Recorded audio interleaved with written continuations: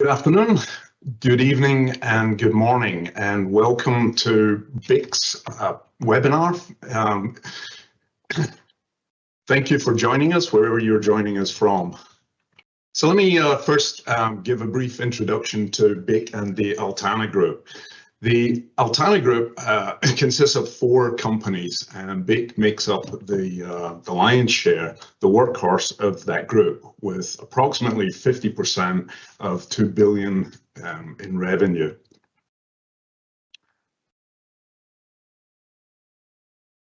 The company is split roughly equally across the 3 regions of Europe, America, and Asia in terms of sales. But as you can see, the vast majority of our employees are based in Europe. That is particularly because of the very large number of research and development people, technical people that BYK employs at our headquarters in Wesel in Germany. Sorry, Tom, you did not share. Please try to share again. My apologies.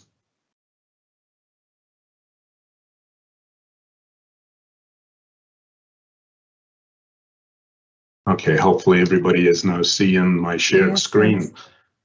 So let me just jump back a couple of slides. Again, BYK is the workhorse of the Altana Group. Approximately half of the sales, the majority of employees of BYK are based in our headquarters in Europe, but our sales are split roughly evenly across the 3 divisions. BYK was founded approximately 150 years ago. The slide needs updating here. It was founded in 1873 by Dr. Heinrich Buch. Buch, as it's pronounced in Germany, BYK as it's pronounced in most of the rest of the world. BYK really got into the US mid-60s when our corporate headquarters were opened in Wallingford, Connecticut. In 2011, BYK then started to move into plastics, and the first acquisition of a dedicated plastics product was our Skåne range of modifiers produced by the former Kemitra company in the eastern part of Germany. That acquisition was made in 2011. This was followed then by a major acquisition of Rockwood rheology business, which gave us our clay products. In 2016 and 2017, we saw rapid expansion of our plastics business with the addition of Adcomp in 2018 and then Polyad in 2017. So BYK has been around, as I said, for about 150 years. We're present around the world. We have approximately 22% of our employees working in R&D and technical functions. We have laboratories supporting our customers in 35 locations around the world. So we truly are a global company. We have a global footprint, as you can see here, distributed around the globe. A number of manufacturing sites and sales representative sites to keep our proximity very close to our customers. BYK, of course, supports sustainability, and we have many projects moving existing products into areas where they're bio-based or based on renewable resources. And of course, all of our new product and product developments have this task and this goal in mind. We have a climate goal to be carbon dioxide neutral by 2025, and we are well on track to achieve that goal. So looking at BYK, who are we? What is our expertise? Well, BYK is best known around the world for our paints business. We see ourselves as a technology and service leader in every market that we choose to compete in. Our goal is to be the best in class at supporting our customers, and our future depends on the investment of substantial revenue in innovation and technical service and developing new products. About 1/5 of all employees of BYK work at some function in R&D or product development. So BYK is traditional and has great expertise in a number of important functional groups as far as chemistry is concerned. Many of these are specific to paint and liquid applications, where BYK has had its longest history. So we are well known in the paints and coatings area for our wetting and dispersing additives, our surface additives, rheology, defoamers, wax, viscosity reducers, and process additives. Some of these have made their way over into the plastics business. So right now, BYK is structured as 4 distinct business lines. As I mentioned, we have paint and plastic, and these are supplemented by our businesses in oil and gas, where our rheology products mostly find their home. And industrial applications is BYK's catch-all for a vast array of different applications that find a home for our products. In the paint industry, BYK are well known in every facet of coatings business, and we have subdivisions of our business units we call end uses, and these are focused on particular aspects of each market. So for instance, we are very strong in architectural, in automotive, can coatings, wood and furniture, and the rest you can see here are examples of all the areas where BYK manufactures and sells products for coatings applications. As I said, our industrial applications cover a wide spectrum of different product areas, including printing inks, adhesive, lubricants, etc. Our gas and oil industry is one of the newest business units, and there we have a very substantial position, especially in drilling and cementing products for oil field applications. And so our plastics business, because of the rapid expansion over the last few years, we then subdivided that into 4 end uses. We have a focused end use for transportation applications, for thermoset applications, for PVC applications, and then for everything else, these are grouped into our thermoplastics industrial end uses. All of our plastics assets were relocated to a facility in Earth City, Missouri, near St. Louis Airport.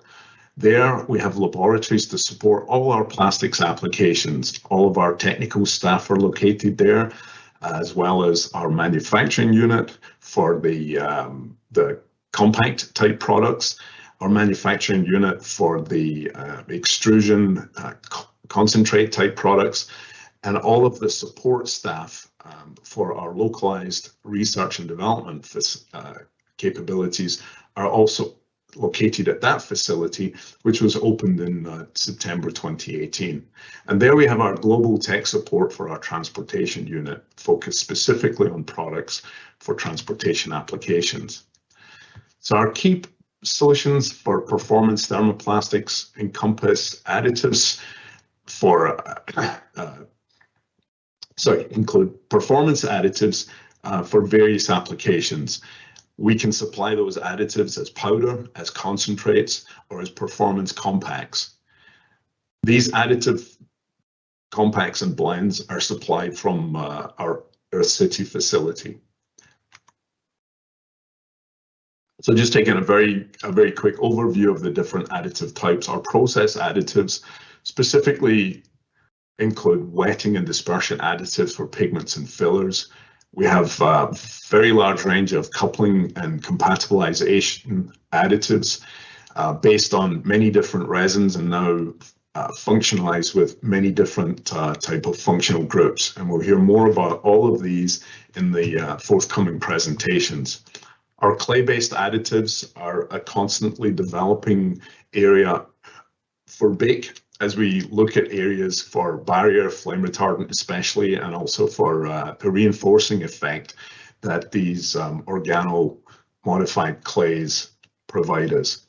Some of our traditional products include VOC reduction, anti-scratch products, and of course, many of these products we're now able to supply as a traditional powder or indeed as a customized solution formulated into a concentrate or often as a compact.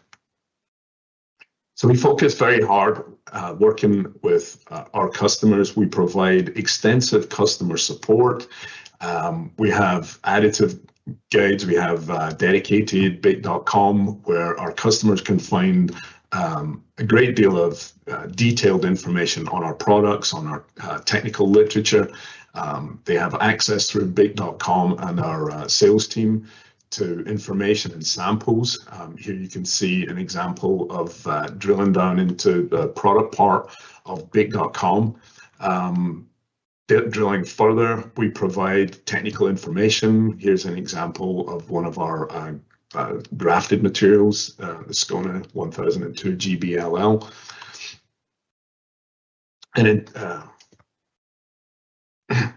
And that brings me to the end of our introduction. I think I managed to cram that in almost exactly on the 10 minutes. So I'd like to introduce our first speaker, Dr. Sebastian Reinhold. With that, I will hand it over to Sebastian. Thank you.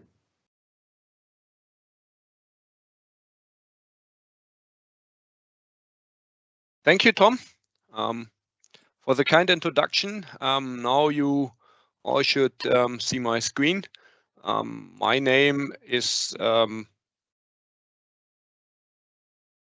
Sebastian Reinhold. I hold a PhD in polymer chemistry, and I'm part of our thermoplastic end-use team with a focus on packaging application. Welcome from my side to the first technical presentation in this slot, focusing on solutions for packaging applications. What I would like to do in the next couple of minutes, I would like to focus basically on 3 topics: barrier additives, polymeric modifier, and nucleation aids. And starting with a short introduction. There are a couple of trends driving the plastic packaging industry, as you all might know and are aware of.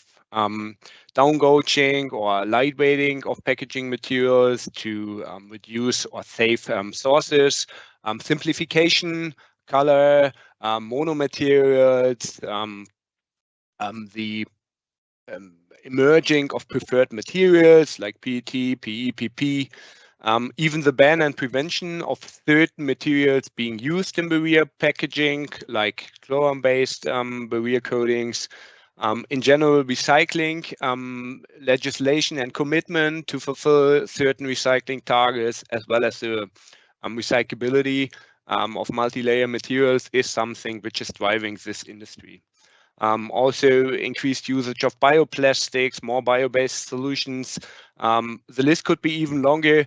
I think the trend in packaging is very much driven by a change in society, as well as a commitment towards a more circular economy environment. Since barrier properties of packaging materials are in general critical for many applications, I would like to outline on the next slide how BYK's barrier solutions might be used to meet those trends. In general, the permeability of a material is let's say, affected by different variables, like the chemical structure of the permanent, the permanent concentration, the temperature, the humidity, but that's all given by the application. There are other factors like the physical structure of the polymeric layer, the chemical composition of the polymeric layer. This can be altered by an additive. Just to recall for everyone who's not familiar, how is permeability being measured? There are certain kind of equipments being used for. We use in our labs the so-called MOCOM measurements, and either look at the water vapor transmission or at the oxygen transmission rate. Measurement principle is quite simple. You have a film material which you place in a chamber. The one part of the chamber you have a carrier gas. In case of the water vapor, it's nitrogen of certain relative humidity, and then you have the other part of the chamber. There you have a flow of a test gas. In case of the water vapor, it's dry nitrogen, and what you then detect in the test gas is the humidity, the water vapor in there, which is proportional to the water molecules being diffused through the film, and thus an indicator for the permeability of such kind of material. What does BYK offer in that area?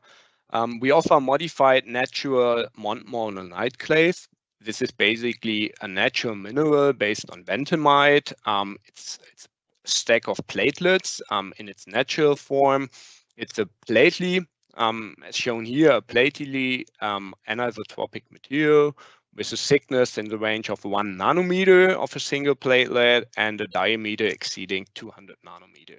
So one of the unique features is that it has a high aspect ratio, so a diameter to thickness ratio, but for most applications, it's not applicable without a modification. So what we do is we organically modify those natural minerals to enable the application in thermoplastic systems, and the modification can be altered to ensure an optimum compatibility in the different polymeric resins.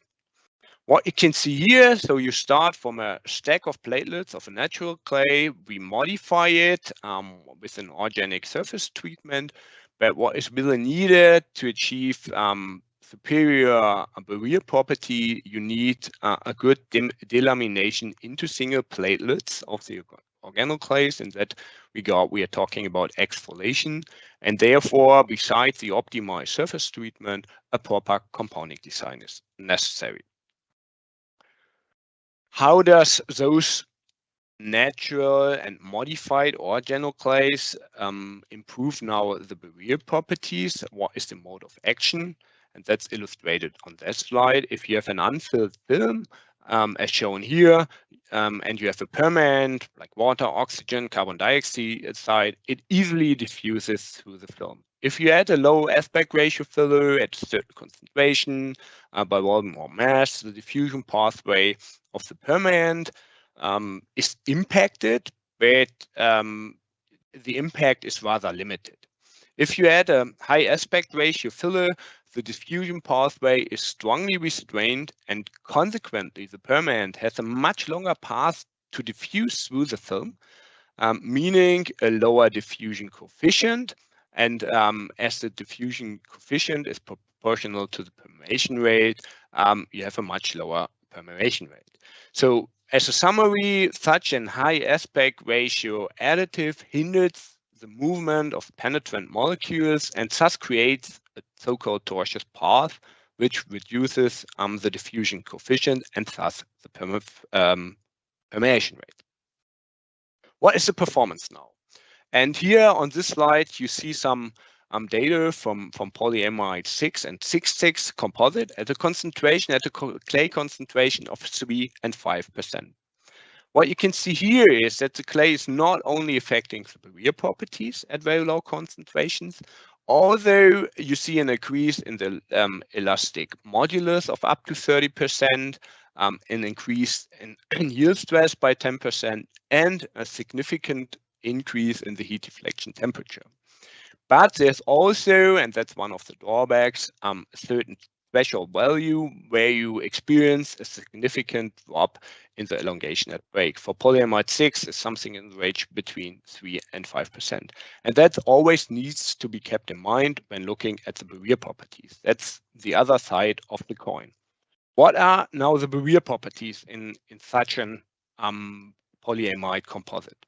And that's something you can see on this slide. That are data from our lab of the performance of 2 different organoclays in a polyamide 6 compound.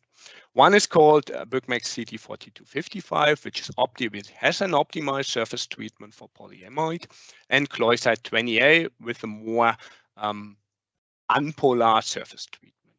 What you can basically see here, if you compare it, and in the graphic on the left-hand side, you see the oxygen permeation, and on the right-hand side, the water vapor, the permatron. What you can basically see is that with a concentration of 4% of the BYK CD4255, you will experience an improvement in barrier properties by roughly 50%.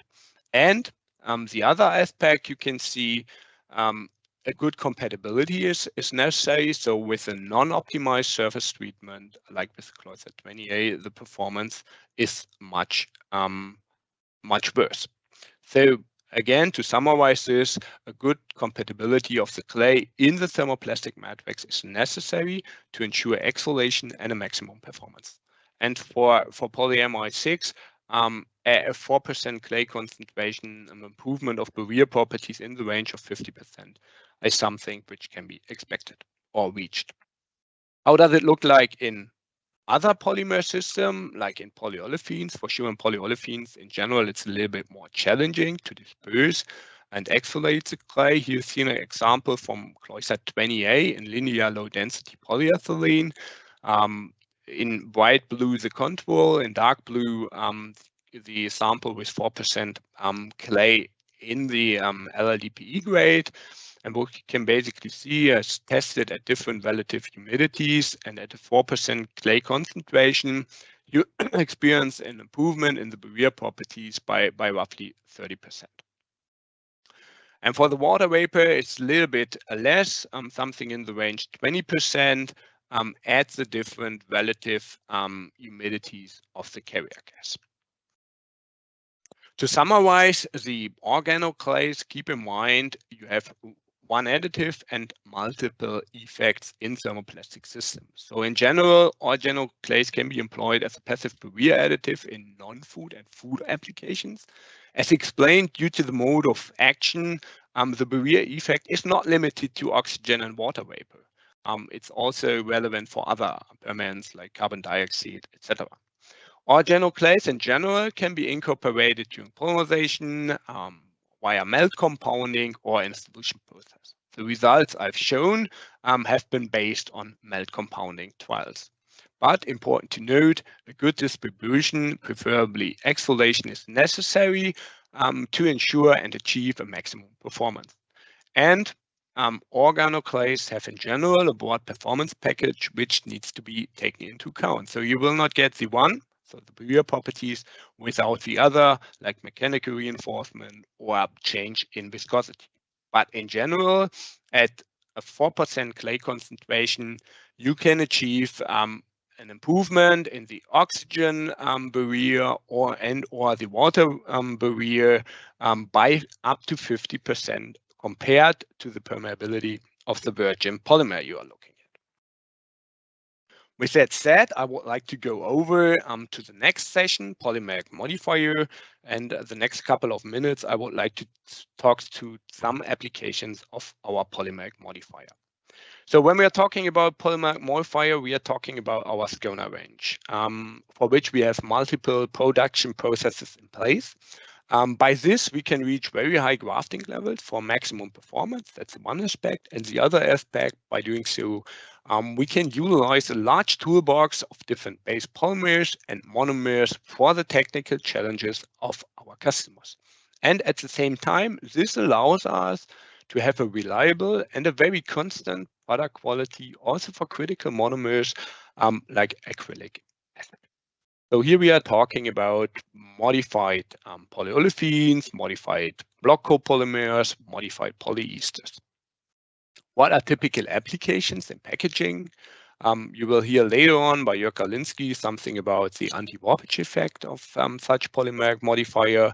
They can be used as a tie layer in multi-layer films or metal adhesion in films, as a coupling agent, for instance, in fiber and filler reinforced materials for boxes or things like that, as an adhesion promoter for elastomeric components like grips of boxes, or as a compatibilizer in other functions like compatibilization in polymeric blends, which is especially of relevance for recycling applications, or for instance for softness modification. With that said, I would like to go over to one use case, the use case of compatibilization of polyamide and polyolefins, in this case linear low density polyethylene. What's the challenge? The challenge is if you have a recycling material, most of the time it's multi-layer materials or multi-material waste streams. And the consequence in the end is you have a very inhomogeneous material if you process it. With a poor compatibility, that means poor mechanical properties and a poor optical performance as shown here in this picture. The solution here is to utilize and employ a highly functionalized Skona modifier for superior compatibilization. And that's something I would like to talk through on the next couple of slides. How does it work? It works in, as shown very simplified and schematic on that slide. You have a Skona modifier, which has reactive group, amide, acidic group, and this modifier is capable to react with the end groups of a polar impurity, like polyamide. And by doing so, you have the in situ formation of an amphiphilic compatibilizer, and this helps to better disperse the two components, the two immiscible components. This leading, as illustrated here on the down the right side, to a better dispersion, and in the end to a higher performance of the material you're looking at. Here's the underlying use case. We utilize polyamide 6 at a concentration of 30%, an LLDPE and concentration of 70%, which is typically the ratio you would experience in a multi-material, multi-layer waste stream. And we employ two of our products. One is a polyolefin base, the Skona TSPU 1002, and an LLDPE, the Skona TPPE 1102. At different concentrations, 3, 6, and 9%. And we measured here the notched impact strength, because that's most critical for a good compatibilization effect. And what you can basically see here, the controls, so the material without any additive in there has a notched impact strength in the range of 10. By incorporating just 3% of an additive, it can be improved by a factor of 6 to 7 to a notched impact strength in the range 70 to 80. And at the same time, that's something you can see in the other mechanical properties, like elongation at break. So by incorporating in such a system a modifier like the Skona TSPU 1002 GBLL, you can increase, as shown in this table, the elongation at max from 5 to roughly 60%. At the same time, you lose a little bit in modulus as the polyamide is much better dispersed in the LLDPE. And that's something which is illustrated here, the better dispersion. On the left-hand side, you can see the polyamide LLDPE with poor interfacial adhesion, poor dispersion. And if you go into the middle, there you have two SEM pictures, so scan electron microscope images with 3 and 6% of Skona modifier. And you see a much better distribution, or more uniform dispersion, and much smaller domain size, and consequently a better mechanical strength. At the same time, you see here the better dispersion leads to a better optical appearance. Such a product you can also utilize in other applications. Like if you think about polyethylene terephthalate, so PET, such a modifier like the TSPU 1002 GBLA can be also employed in PET for toughness modification or for improving tear resistance in PET strapping tape application. And the principle is the same. It's the in situ formation during compounding of such an amphiphilic compatibilizer or tensile molecule. Chemistry is shown here, but I think that's not relevant. How does it work in PET strapping tape application? Normally, upon stretching and in PET strapping tapes, you have a very high strength in the direction of stretching, but a very low strength in transversal direction. By incorporating a modifier like the Skona TSPU 1002 GBLL or other additives from our range, you add additional branches, and this will help you and improve upon stretching the strength in the transversal direction.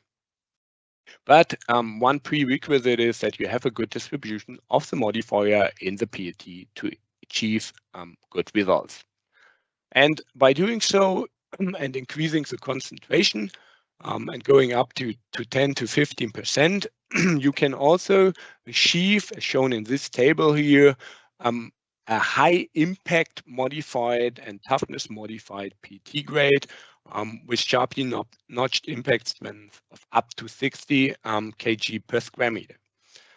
The performance for sure depends a little bit on the choice of PET grades and the availability of the end groups present in the polyester. But in general, high toughness modification by incorporating such an additive is possible in PET. Here's a slide overview of products which might be recommended for the before mentioned applications. As Thomas mentioned, all documentation can be found on our additive guide on our web. And feel free to reach out with questions if there are any questions with regard to those products. With that said, I would like to go to the last section of my presentation, nucleation aids. Nucleation aids in general are employed in multiple applications like packaging, caps and closures, bottles, trays, boxes, automotive parts, consumer and industrial goods, but especially relevant for injection molding applications to either shorten the cycle times or improve the performance. On this slide, you can see an overview of some of our nucleation concentrates we offer to the market for polyolefins. The product called NU42030 has been especially designed for a combination of output, dimensional control, and quality improvement. And the product BYK NU4232 on the right-hand side has especially designed for the improvement of production output, so the increase in crystallization kinetics. As you are probably all aware of the nucleation mechanism, in a nucleated polypropylene, crystallization occurs earlier in the cooling process and happens at a much faster rate, since the nucleation agent is immiscible or insoluble in the polymer matrix and act as a primary nucleus to form spherulites. And in the end, this will lead to more even distribution of the spherulites, and the number of spherulites is increased, so a higher number. The products can be either incorporated during compounding or during processing. Due to the superior dispersion, there is no loss in performance when added during the processing step, like during injection molding. As mentioned before and shown here on the left-hand side, the BYK NU4232 has been optimized for production output so that you can find a much higher peak crystallization temperature, which is up to 20 degrees Celsius higher than a non-nucleated polypropylene homopolymer. In that regard, the NU4230 has a slightly lower peak crystallization temperature at 122, 123. And on the right-hand side, you find a typical dependency of the peak crystallization temperature for the NU4232 on the dosage. So typically, the best performance you achieve at a dosing between 1 and 3%. What's the impact on the mechanical properties? And that's something which is outlined on here for the tensile modulus and for the tensile strength.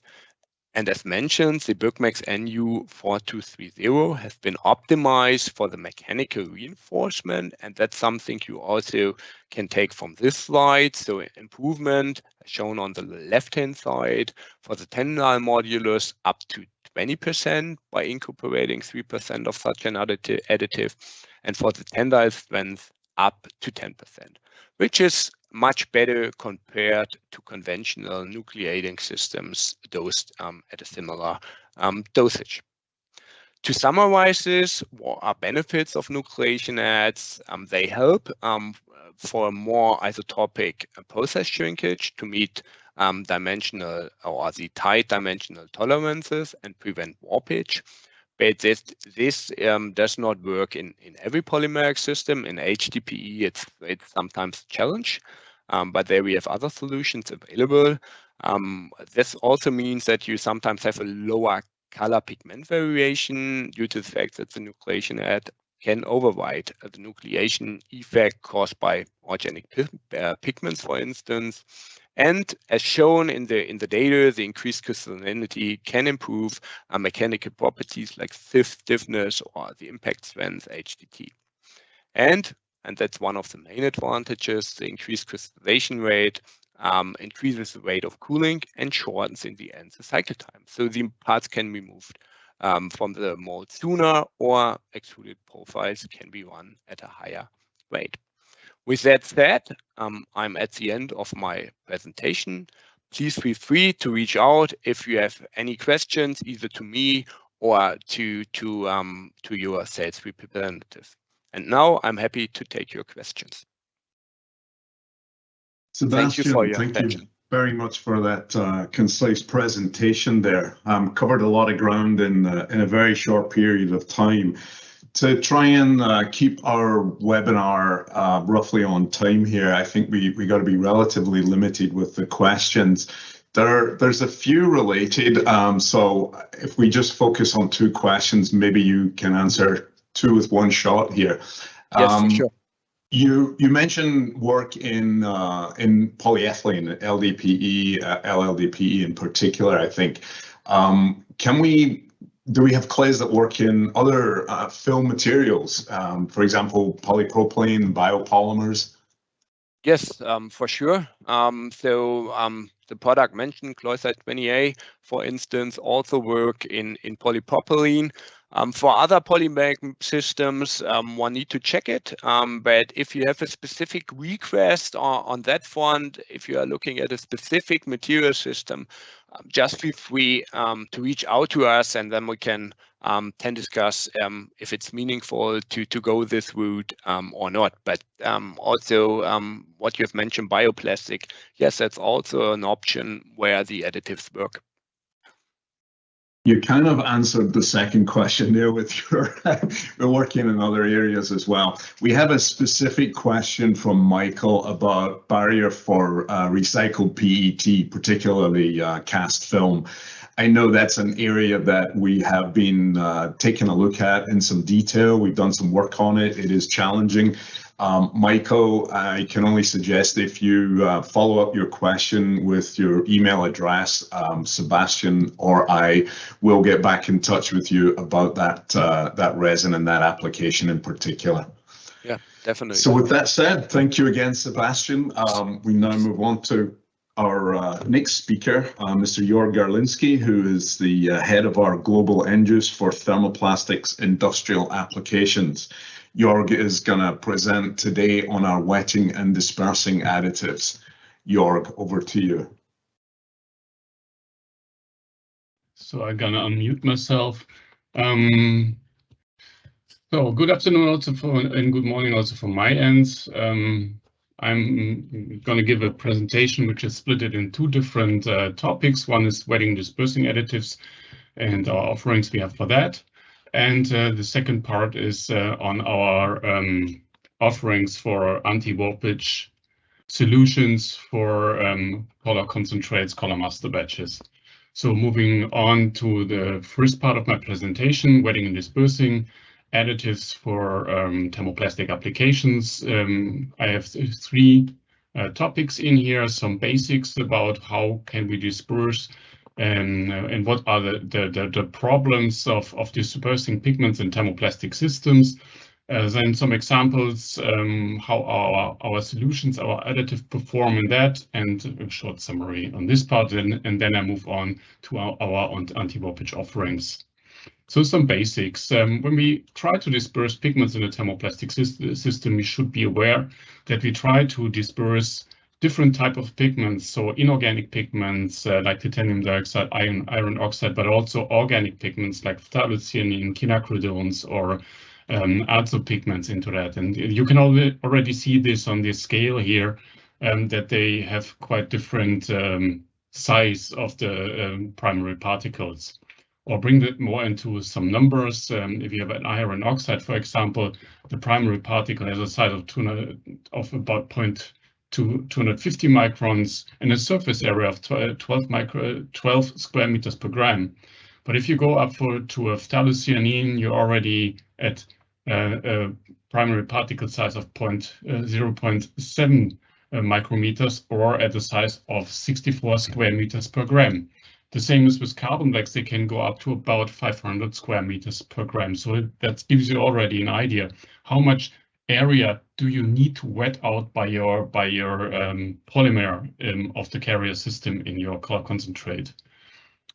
Further on, if you disperse pigments, they are usually in aggregates or agglomerates in a powder form. And when you disperse them with energy and on your device, on your extruder, then you disperse them into primary particles, but also they have the tendency to flocculate, to re-agglomerate again as long as they are in liquid phase. And you have always to keep this in mind, that there's always two directions. You disperse and you flocculate in the other direction and at the same time. Looking at wetting and dispersing on a thermoplastic process, most of the time a twin screw extruder is used, and also most of the time the material is pre-mixed on a high-speed mixer, on a Henschel type of fluid mixer, or on a container mixer, for example. So the wetting takes place into this step, and on the melting phase of the extruder, dispersing takes place on the extruder due to the process by itself on the extruder in the molten phase, and also the stabilization of the primary particle takes place in the molten phase. So first step is wetting, and that means first we try to eliminate all moisture from the pigment surface, all air from the pigment surface, and try to penetrate it with the polymer or the additives in the system. So that means we have the pigment, we have a carrier, and usually the polarity of the carrier is different than that of the pigment. So we need something inside, like a tenside, like shown here, which gives polarity or affinity to the pigment surface and compatibility, usually a non-polar part, compatibility to the carrier system. Basically like a tenside, what we need here. Dispersing, so transferring pigments agglomerates into primary particle on the device, basically a twin screw, a co-rotating twin screw extruder in most of the cases. So what do we need to know when we want to disperse something? So we should know the polarity of the system by itself. So if you have a polyethylene or polypropylene, so we talk about a very unpolar system. If you talk about a polyamide, we have a relatively polar system. So also the dispersing additives should be following this idea. So we should know what type of polymer we are dispersing and what kind of particles we are putting into our concentrate, meaning organic, inorganic pigments, fillers, or critical fillers, treated fillers or treated or untreated pigments. Our options in using additives or dispersing aids is shown as a short overview here. So we can use waxes, wax blends, fatty esters, polyacrylates, grafted polymers, siloxanes, and so on, and what have you. When looking into the dispersing process as such, here are three different routes shown. So if we would use no additive and we would add the premix on the extruder, then it is quite sure that we get a lot of problems by compacting of the pigments in the feeding zone of the extruder. So that's the main reason why waxes are being used today.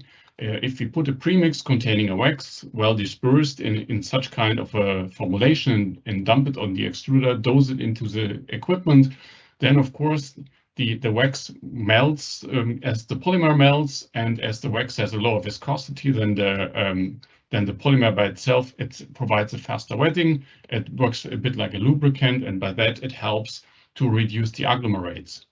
The additive approach is in a way relatively similar to what a wax is doing. It also melts at low viscosity, preferable it melts earlier. It has pigment affinity, like I showed with the picture of the tenside, and can attack and stick on the pigment surface to stabilize and wet out the pigment.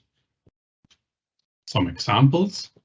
In words, we have two products we offer basically for in this range. The one product, which is our main working horse here, is the BYK P4102, based on a blend of carboxylated derivatives, fatty ester chemistry, which basically works in two steps. So it provides a low viscosity at the starting point of the extrusion when it's well dispersed in the premix. Strongly reduces compacting of the pigments in the mineral filler in the first part of the process. Absorbs on the pigment surface and stabilizes the pigment. And in the second part, it also helps to have a higher melt fraction reduction the melt viscosity is reduced, and it helps to have a faster output during compounding as well. So in a picture, it looks like this. You have the P4102 compared to the standard PE wax. The blue line shows the melting behavior, temperature against viscosity here on an extruder, and the red line shows the melting behavior of a standard polyethylene wax. And you see that the P4102 usually melts before polyethylene melts, so in a range of 80 to 85 Celsius. So it wets out the pigment before the polymer melts when you have a PE or PP or even an engineering plastics on your line. And so that helps basically already that the additive melts before the polymer melts to adhere on the pigment surface already in this stage of the dispersing step on the extruder. The other product we have in our range is the BYK D4221. This is a product based on a copolymer, copolyester in a way. It's a 100% product. Gives a very low wetting, is more polar than the P4102. Also strongly adheres on the pigment surface, gives a very good stabilization of the material, and provides a very good wetting of the pigments in the process. This product starts to melt at 60-65 Celsius. Here are some examples when using those additives in a formulation. Here we have an LDPE master batch with 40% load of pigment, and you can already see that the product provides very good color strength in polyethylene in pigment blue, pigment quinacridone red, and also in azo pigment in terms of color strength development, as well as in filter pressure results as well, with a 40% pigment load in the system. The BYK D4221 color strength development is compared to the P4102 much better. But it doesn't work in all kinds of pigments. So it works not so good in mono and disazo pigments, but it works quite well in phthalocyanine and quinacridone pigments. As a summary, for the dispersing additives, we can say we have a solution of well-working dispersing additives, outperforming standard waxes, non-migrative, food contact compliant in solid form, easy to dose in powder form, and working in most kinds of color concentrates in the standard processes in the market. Now coming to the second part of my presentation, additives for anti-warpage. I have a presentation here provided by our famous SCONA 12031. So some ideas on what we mean with warpage. So you may all know if you have a part made of HDPE or LDPE, like caps, closures, bottle credes, or what have you, you can see every now and then that they tend to have a different shape than those ones which are molded without using any pigment inside. So very often in injection molding, it is necessary to adjust the molding conditions by changing the color. And to avoid this, or to get parts which don't have that warpage behavior, I can show you what we can offer here. So that's what I mean. So we use warpage as such. We can say warpage is this distortion of parts results bending and twisting or getting out of shape of the materials by having different cooling times, and that provides different crystallization behavior of the polymer triggered by pigments. So what kind of pigments are critical for this? For example, phthalocyanine is a quite critical pigment in terms of warpage because it's a needle kind of pigment, and it orientates in the mold, and so you have a different crystallinity behavior when using those kind of pigments. Here are some practical examples. Here you see an HDPE plaque without any pigment inside. Here a phthalocyanine blue, like the Heliogen blue K690201. And you see it's getting out of shape if you use the same molding conditions. Very similar results with the Decatur pigment, pigment red 254. Also here you see warpage when using same molding conditions, or pyroylene pigments also shows that type of behavior. So what does the Skona 1231 do in this? Here are some examples. So for the results I show you here, we have made a color concentrate with 30% pigment load, made a premix, extruded it on the twin screw, and molded plaques with 1% pigment concentration in the final part. Molding is here. We use a disc which has a central entrance point here, right in the middle, and we mold plaques with a diameter of 90 millimeters by 2 millimeters. The Skona 1231, what is it? It's a polyethylene modified with maleic acid anhydride with a melt flow rate of 23 to 30 gram per 10 minutes, measured at 190 and 5 kilograms. It has a bulk density of 950 kilogram per square meters. Typical dosage range is 1 to 4% on final compound, or 50% based on pigment load. It's a granulate material in standard pellet form like normal polymers have. Here are some results with that. Here's the first trials we have here. First trial is 30% pigment load in HDPE. Or in LDPE, no, HDPE, sorry. Then we use a standard wax, 15% as a comparison. Then we use 10% of 1231 in the formulation, 15 and 20%. And then we molded parts containing all the time 3% of pigment and final part, and then according to this, having a dosage of the 1231 by 1/3%, 0.5%, or 2/3% in the final part. And the results looks like this. You see, we have, when using no 1231 in the formulation, you see that we have quite a huge deformation of the material. With using the PE wax, we also have a deformation. And when we have concentrates having the 1231 in the formulation with a rising dosage of the Skona 1231, you see we already have here with a small dosage quite a flat molded part, and it's getting even better if the dosage is increased. Next question is, what is when we also use dispersing additives in combination with that one? And also here we have performed a test with our BYK D4221 by using it at 15% and 30% pigment load, and the same with the 4102, using it also at 50% load in the formulation. Also here we molded plaques in the formulation, and you can see dispersing might be better, but only with the 1231 we also get flat material. So the influence of the dispersing additive is not negative on the shape of and the shrinkage. What does it do on the color strength development? Also here we can see using the BYK gives us more color strength, but doesn't have a negative influence on the color strength development when using the 1231 in combination with that. Here's some images on REM photos you can see here as well. When we take a deeper look into that one, you can see when using no additives, the pigment is looking like this.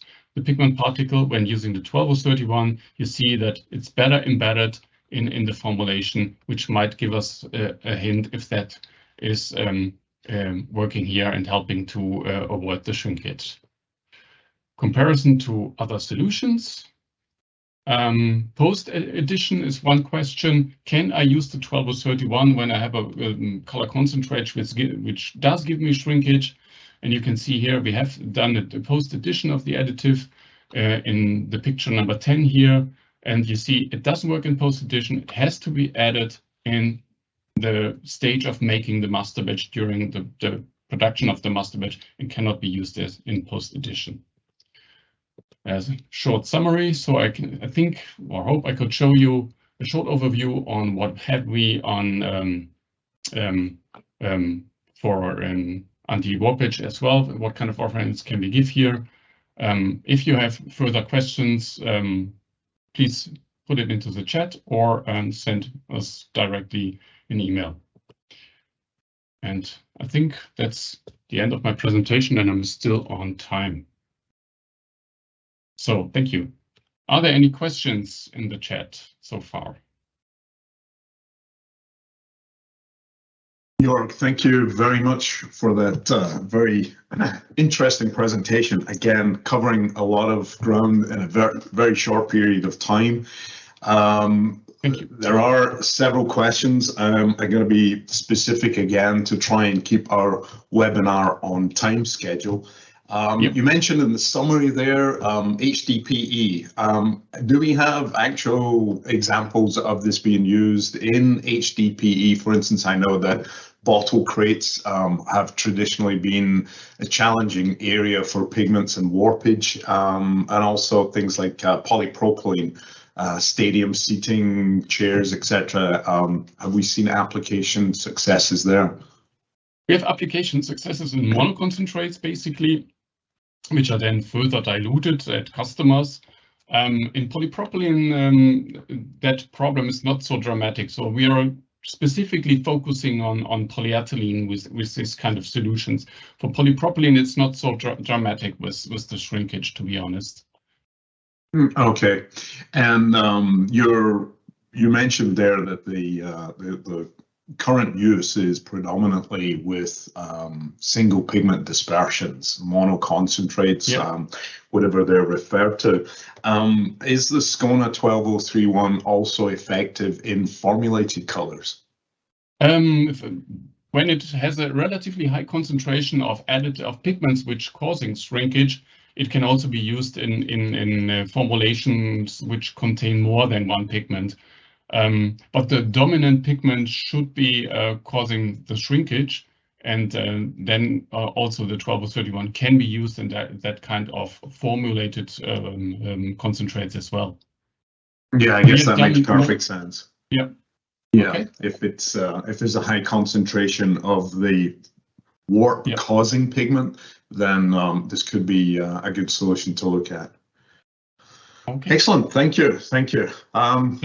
So with that, I'd like to quickly introduce our next speaker.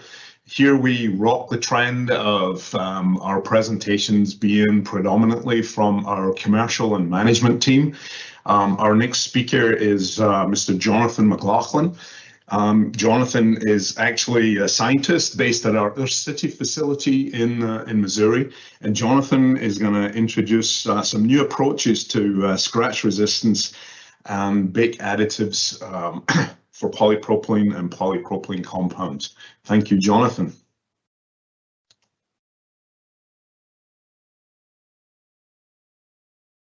Thank you. I hope everyone can see me and hear me. I suppose if not, I'll be told momentarily.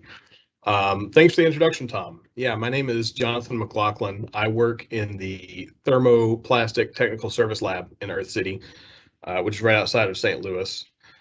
Here we focus on solving customer problems that customers are facing by incorporating our additives or developing new additives with the help of our partner development lab. The project I want to bring up and discuss today is new approaches to scratch resistance in polypropylene and polypropylene compounds. This topic is currently in ongoing development, and we have limited data to share, but what we've found so far is promising.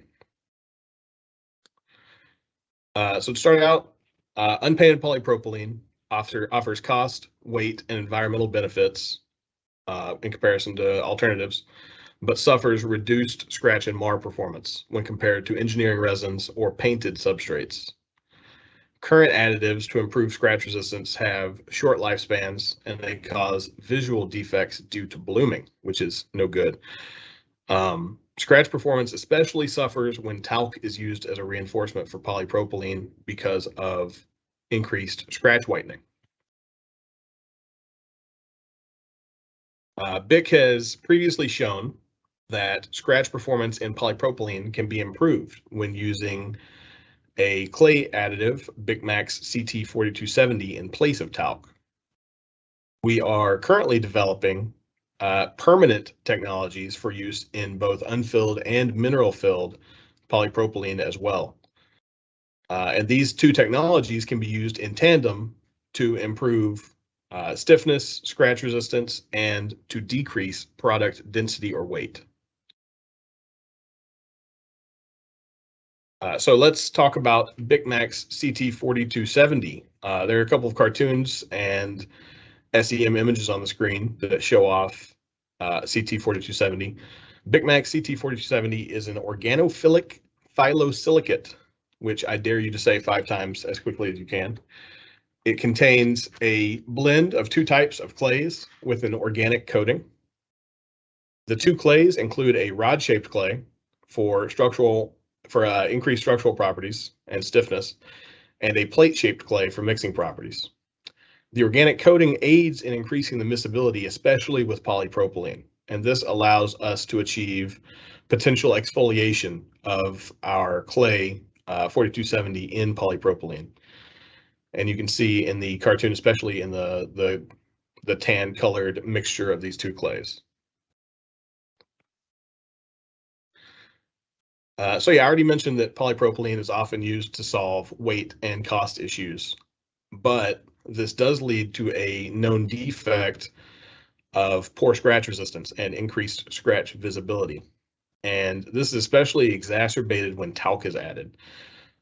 So the image on the right side, you can see that on the top, our polypropylene clay mixture, those scratches are significantly less white than the one on the bottom, the polypropylene talc. Okay, so today I hope to talk to you about 4 topics. The first will be the replacement of talc with BYK CT4270 for its physical and scratch resistance properties in polypropylene. Then we'll explore 2 of our new anti-scratch technologies that are being developed in unreinforced polypropylene.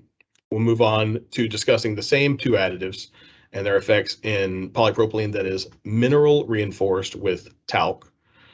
And then finally, we'll try to replace the talc with 4270 and add these new anti-scratch technologies and see what kind of results we can achieve.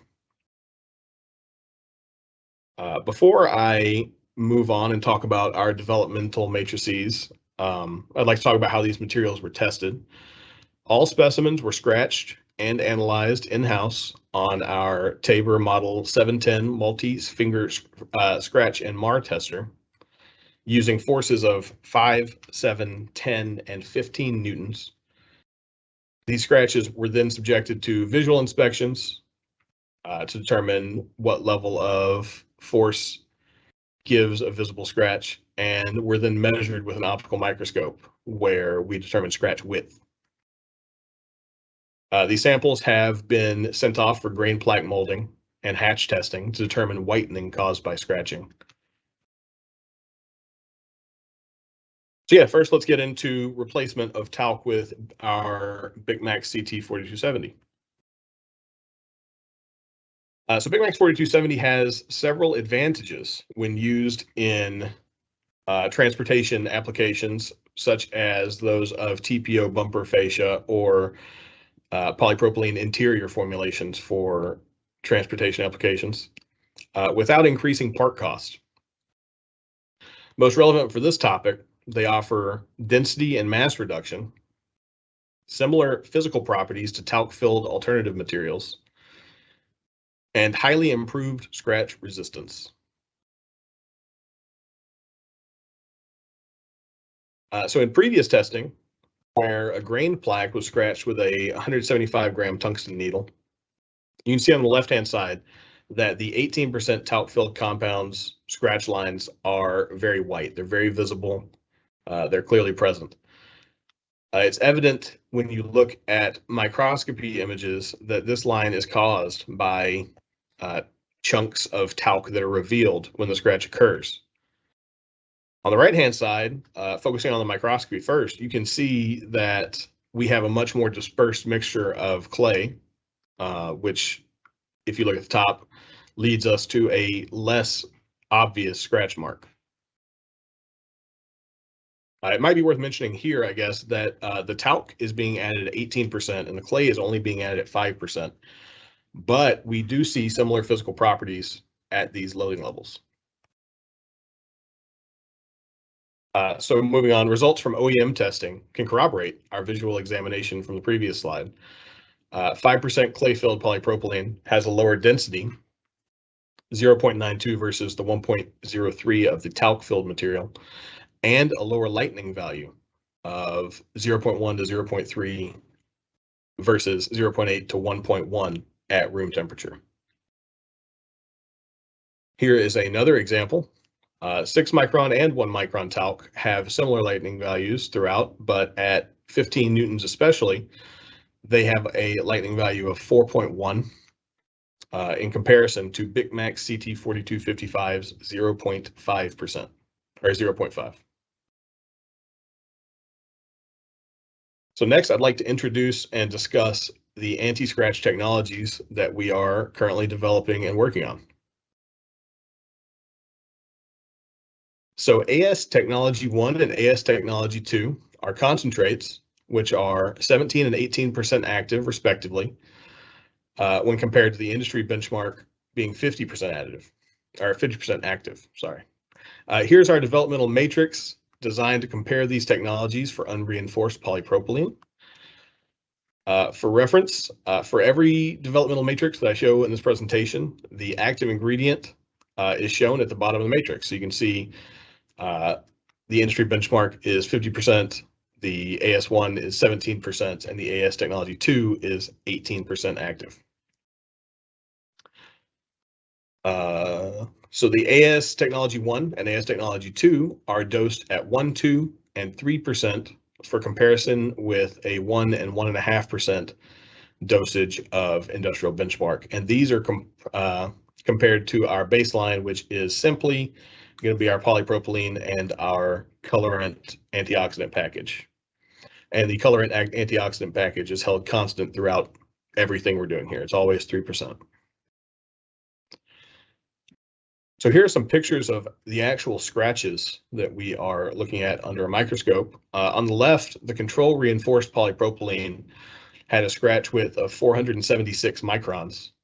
The industry benchmark reduced the width to 400. It also slightly reduced the visibility. And at 1.5% loading, scratch visibility and width are reduced marginally further. And every image that I show in this vein are measurements of plaques that are scratched with a 10 Newton force. In comparison, our AS Technology 1, when being compared to the same control, greatly reduced visibility and width. And at increased loading levels, both visibility and width were not further reduced. So it looks like we've hit a plateau at 1%, in this case at least.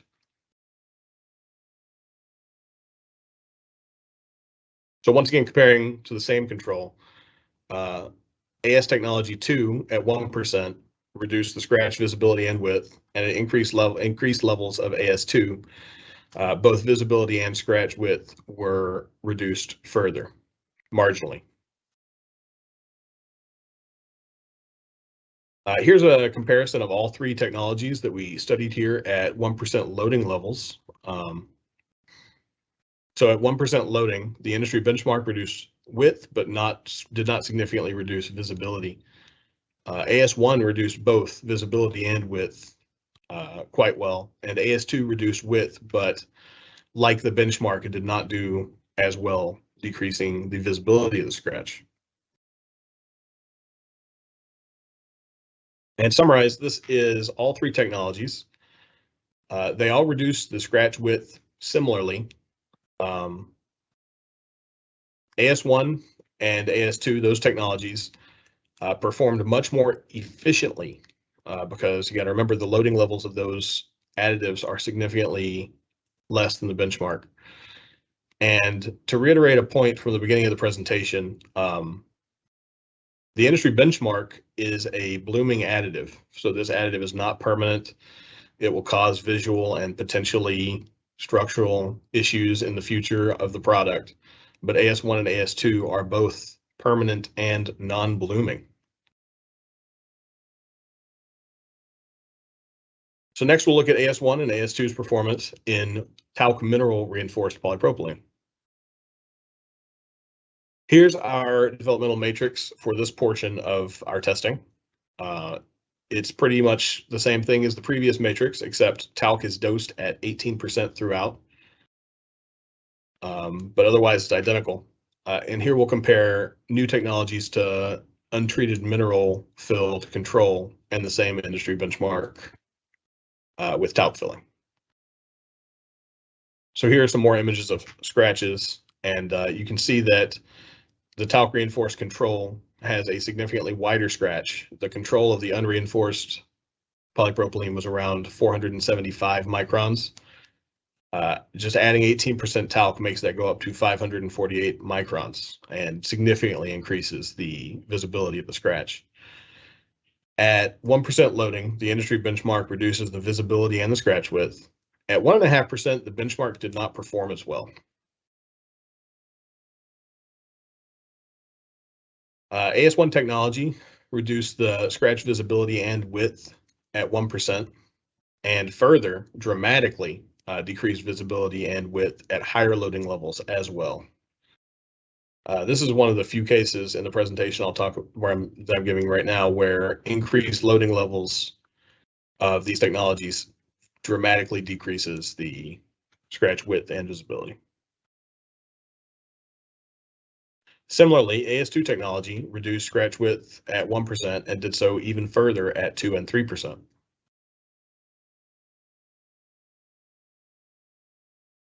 So once again, let's compare apples to apples. Let's look at our control, our benchmark AS1 and AS2 at 1% loading.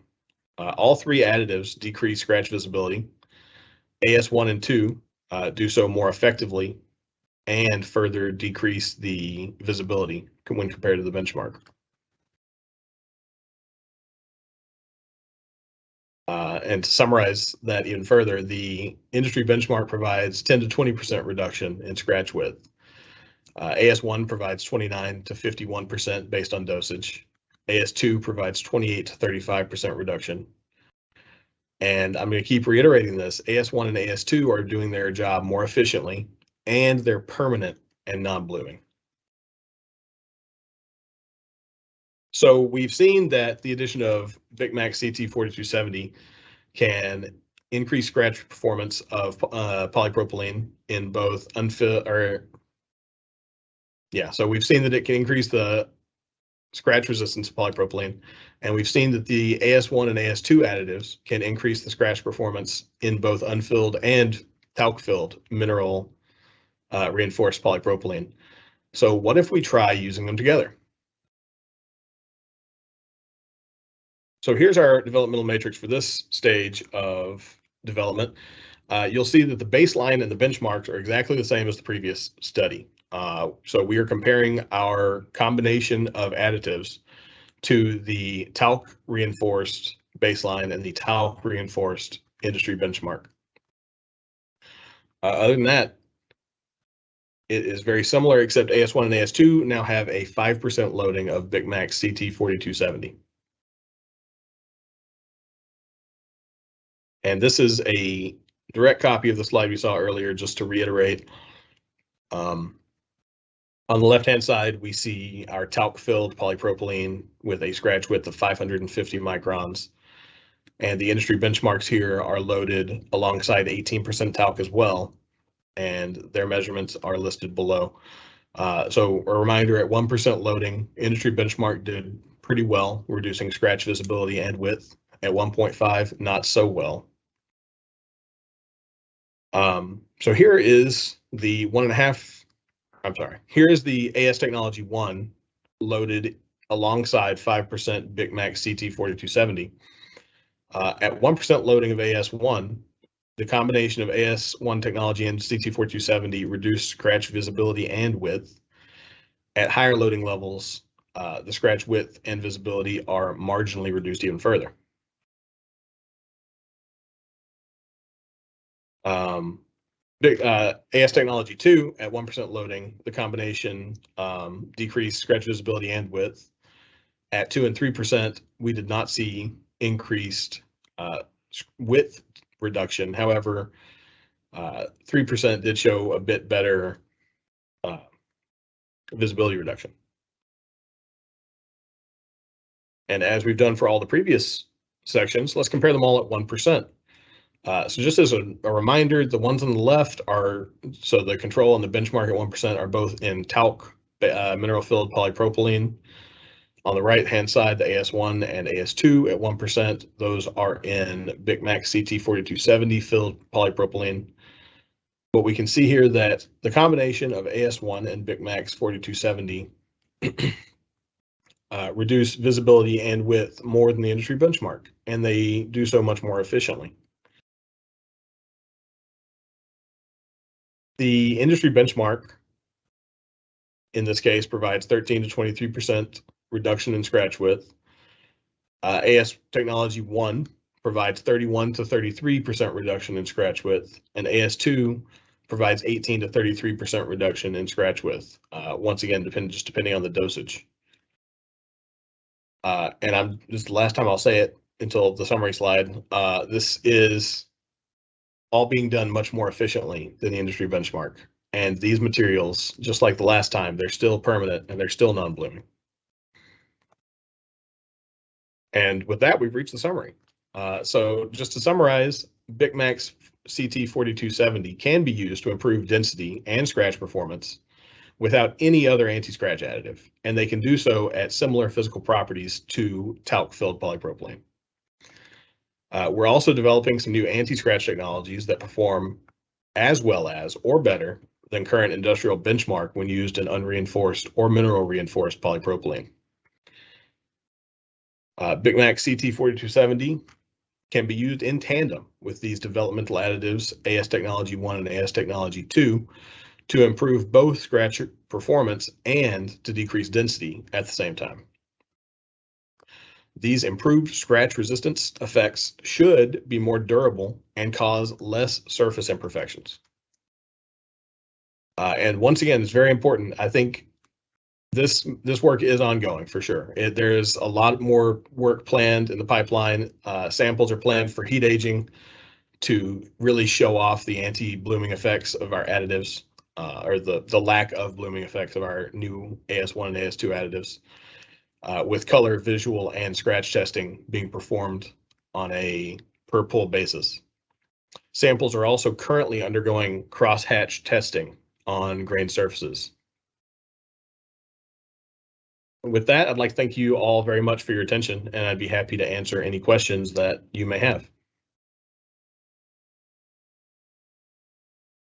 Thank you, Jonathan. That was an excellent debut.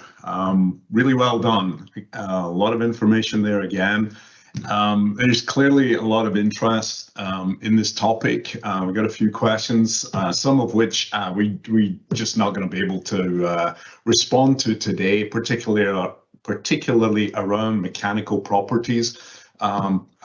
Questions around the effects of both types of additives on tensile strength, modulus, etc. So the questioners that put these questions in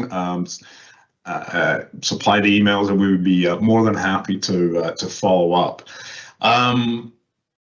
Can you say anything about the difference between the two AS technologies? You refer to them frequently as AS1 and AS2. Is there anything you can share about the secrets behind those? Well, all the secrets are proprietary, of course, and these additives are both under active development.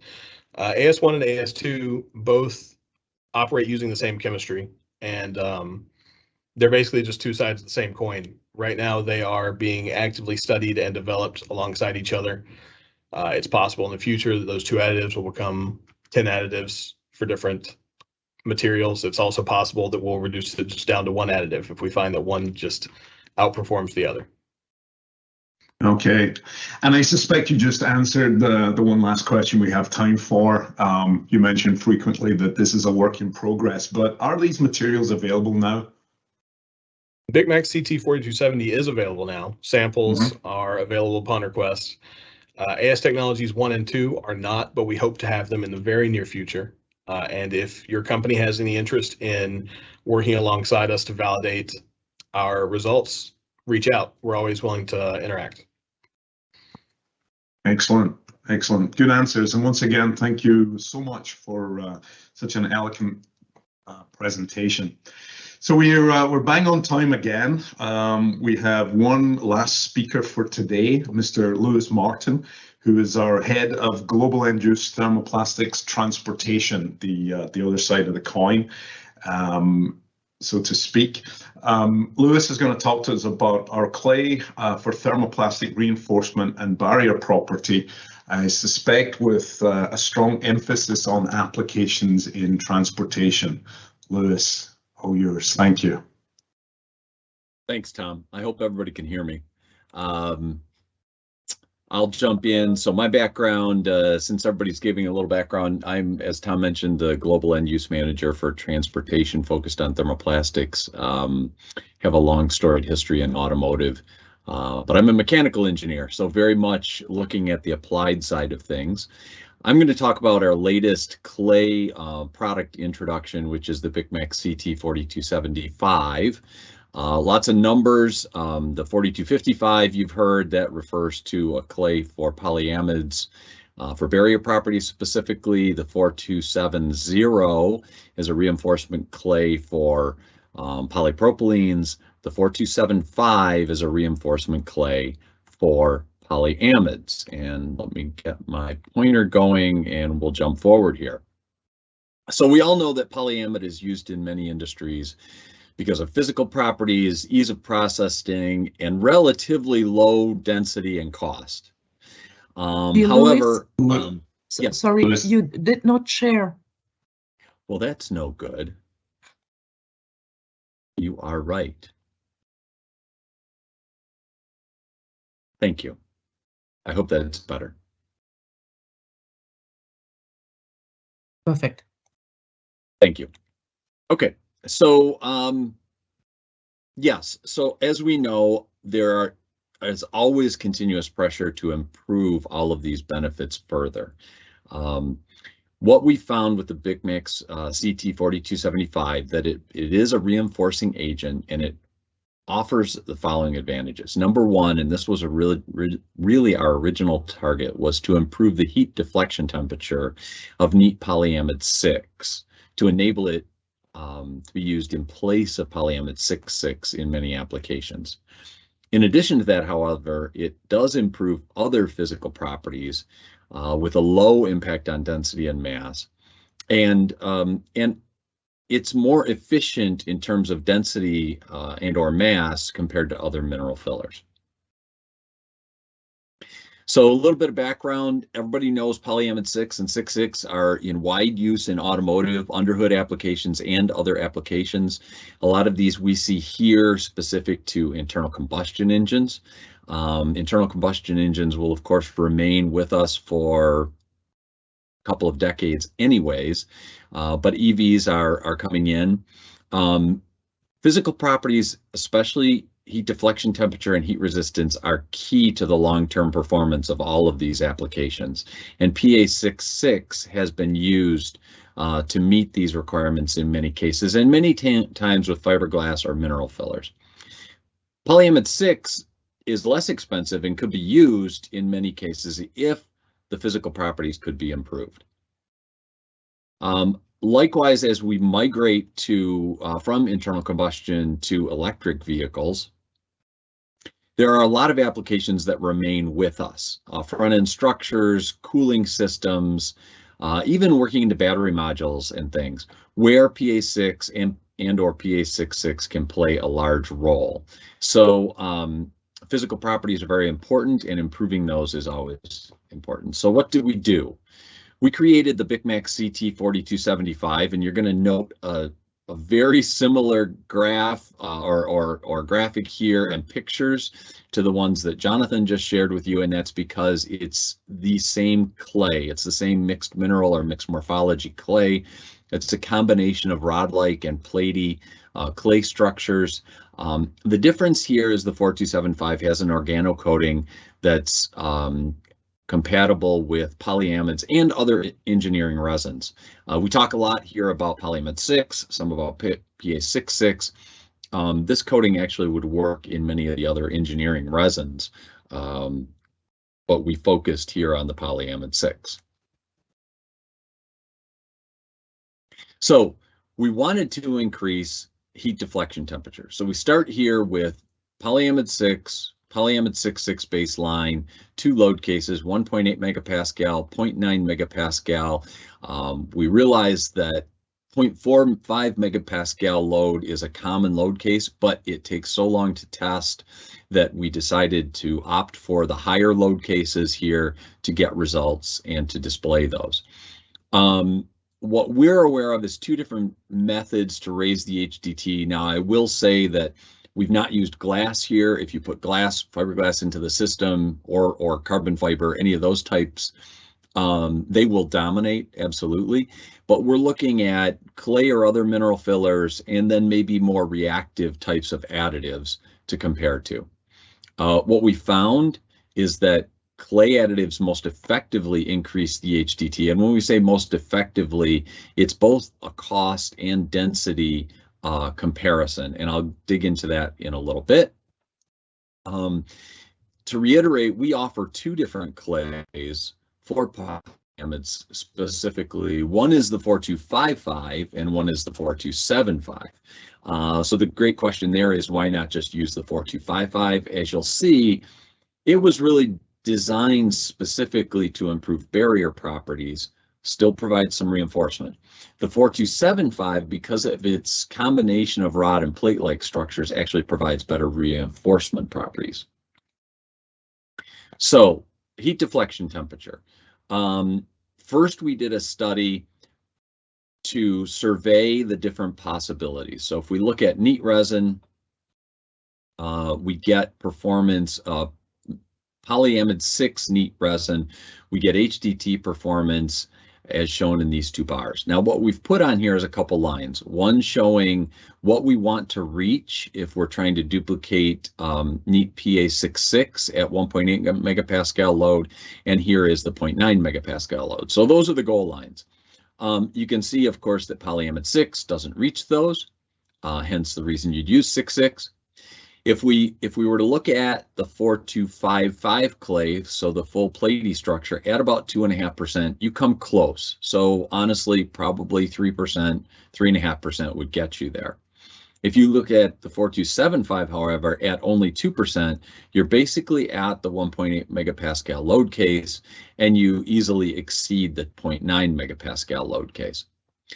Both electrophile technologies we tested, and admittedly these are at a low dose rate, but that is actually the recommended dosage rate, have little impact on the HDT performance, and they're very expensive. So we chose not to continue to analyze these further.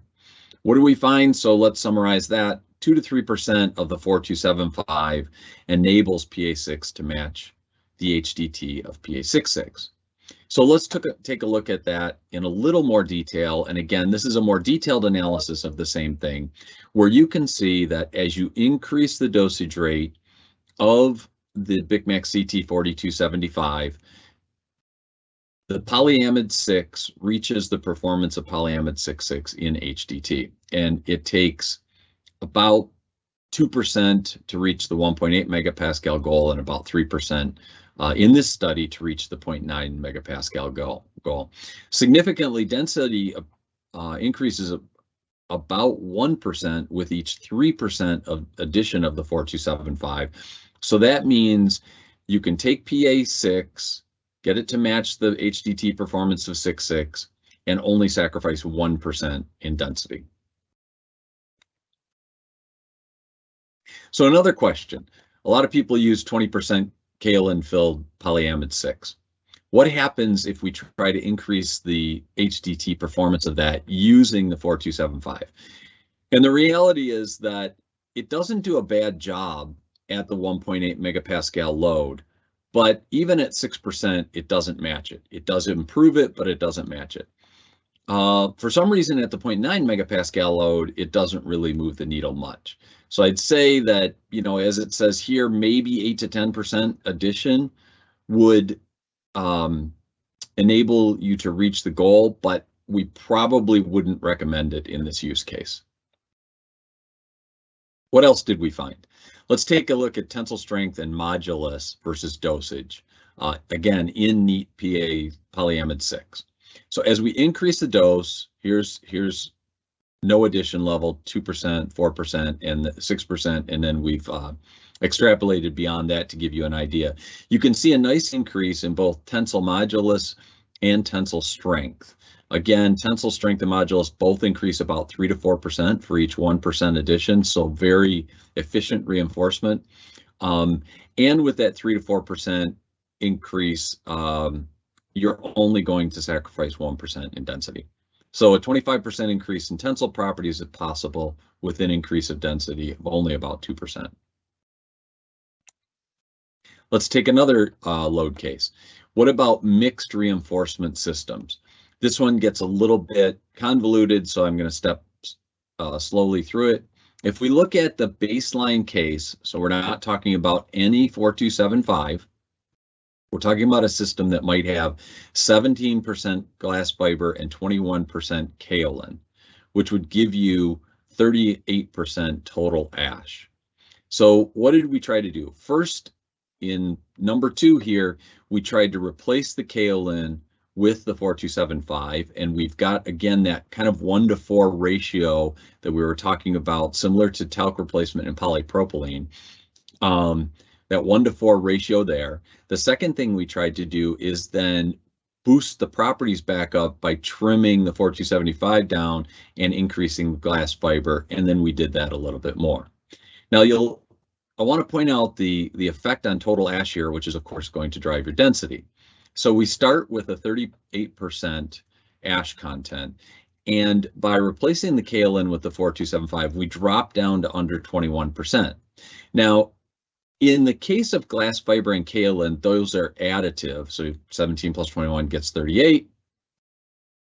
As we migrate into these others, you cannot do that. And the reason is that this 4275 contains an organocoating. So when you run the ash test, that organocoating burns off, and the resultant clay is only about 60% of that. That's why it's not purely additive here. What results do we get? If we look at the baseline, and again, here's the polyamide 6 tensile strength in the darker line, and the polyamide 6.6 tensile strength, and here is the polyamide 6.6 tensile modulus. The tensile strength of the test bars is represented by the darker blue line, and the tensile modulus by the lighter blue bars. So you can see we start off here, polyamide 6, of course, below that of 6.6. As we just swapped out the kaolin for the 4275, you almost match. Well, you do get an increase here in both of them, but you don't match. And then we increased it further by adding in some glass fiber. In all of these cases, we reduced the density, so you're gaining the physical properties and not paying the price of density and weight. So in that type of system, and this is specific to that type of system, what happens to the processability? We're highly loaded. Well, you can take a look here. The top line is a sample of polyamide 6.6. Now this is actually a case in 6.6, 17% glass filled and 21% mineral filled, or kaolin. The bottom line is polyamide 6.6, 21% glass and 2% clay. And you can see here what happens with the viscosity versus shear. The viscosity versus shear of the sample that's using the clay is much lower. You get a better spiral flow, so better processability. If we look at that over here on a graphical basis, this is the melt flow in the bars, and then the effect on density is shown in the dark blue line. So we start with a baseline case here. We increase the melt flow significantly and we decrease the density significantly. And then, of course, as you're adding in a little bit more clay, your rebounding, the density is increasing slightly. You're retaining a lot of the melt flow advantages, but in both cases, you're better than your base case. So the increase in melt flow by replacing 17% kaolin with 5% 4275 is significant, and you can gain up to a 10% weight reduction. In conclusion, the BYK CT 4275 has proven to be highly reinforcing. It is easy to disperse, especially in polyamide 6. It requires no special compounding equipment. This is due to a number of factors: the polarity of the polymer itself, the organocoating we use, and as well the processing we do to somewhat pre-exfoliate it. It's robust to production changes. We've minimized the organo content, and it has a high thermal stability. It provides increased HDT, especially in neat PA6. It improved the tensile strength and tensile modulus. It provides a reduction in density compared to other mineral fillers, and in many instances, it can enable the use of polyamide 6 in place of 6.6. So I'm going to stop there and say thank you. But before I turn it over to questions, I want to remind everyone that tomorrow we'll be back here with you from 12 to 2, same time. We'll be covering flame retardant synergists and additives, additives for recycling and odor reduction, polyamide modification, heat stabilization of polyamides, and then we'll finish with compounds and concentrates. So with that, I'll say thank you, and Tom, I'll hand it back to you for the questions. Well done, Lewis. Thank you. Thank you. Another comprehensive review there. A couple of questions, and don't shoot the messenger, because I think you really covered this one, but what makes, or rather, that was the next question. Sorry, why not just use BYK CT 4255 for reinforcement? Yeah, and I think I tried to cover that a little bit. The difference is the 4255 is great, but being a platy clay, it's really optimized for barrier properties. Adding in the rod-like structures improves the reinforcing properties, so it takes it to another level. So I'd say if you need the combination of properties, the barrier and reinforcing, I would definitely stay with the 4255. But if the focus is on reinforcement, then the 4275 is going to be a better option. Right. Now, I think this was probably answered a little bit in previous presentations as well. I think Jonathan may have covered this, but it's easy for me to say. I know the inside track. But what makes BYK CT 4275 different from other clay products? I think a number of things. First of all, the combination of clay types, rod and platy, like we just talked about. Optimizing the organocoating and minimizing the organocoating so you get the most effect. And then the fact that we're somewhat pre-exfoliating it for everybody so that it exfoliates and disperses very nicely in the melt when you add it. So a number of factors. Okay, and last one here. How well does BYK CT 4275 disperse in polyamide? So in polyamide 6, it requires very little additional energy. Honestly, if you simply mix it into a molten polyamide 6, it's going to exfoliate and disperse very well. The polarity of the polyamide 6, the low viscosity of the molten polyamide 6 are going to help that. And in fact, as you migrate into other engineering resins, polyamide 6.6 is very close to that. If you were to look at it in other engineering resins, it would do the same there. But as you vary away from the polyamide 6, it might need a bit more mix energy, a bit more shear energy to do that. Still, the difference of clays and polyamides versus polypropylenes is dramatic. So polyamides, yeah, are very easy to work with in that regard.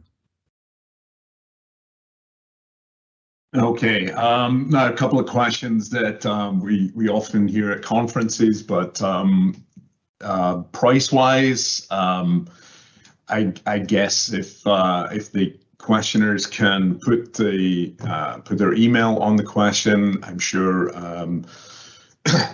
Lewis and his team will be happy to follow up with questions on pricing, and of course availability. Are these products already available, Lewis? They are. I think it is, as somebody shown before, if you go on BYK.com, you can find this. You could find the data sheets. I believe this presentation's out there as well. There's more information available. We can provide that to you directly if you send us an email. We have plenty of sample available and can ship that to you directly.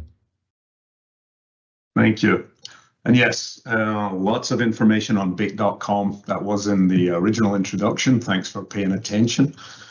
And with that, I think we can wrap up just a few minutes earlier for the day. As Lewis said, another set of interesting presentations on the BYK webinar tomorrow, same time, 12 o'clock.